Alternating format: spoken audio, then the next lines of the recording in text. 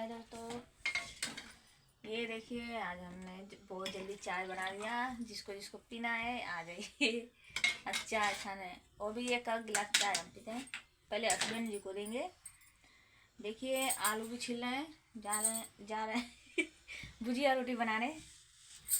तो जल्दी जल्दी आप शेयर करना, सब्सक्राइब, कमेंट, फॉलो। और देखिए बहुत ताज़ा चाय आपकी मनीषा अभी काला।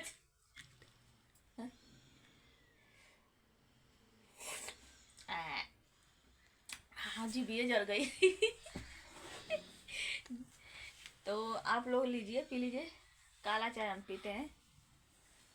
ये देखिए कढ़ाई में चाय बना रहे हैं। क्या करें, हम लोग के गरीब के पास कहाँ होगा वो क्या बोलते हैं चाय बनाने वाला बर्तन, है ही नहीं। तो कढ़ाई में बनाते हैं। तो आप लोग अपने मनीषा भाभी जी का सपोर्ट दीजिए, ज़्यादा से ज़्यादा शेयर करना और वीडियो भी देखना दोस्तों, कि हम भी आप लोग के दुआ से कृपा से आगे पहुँचें। दोस्तों बस आप लोग का सपोर्ट चाहिए।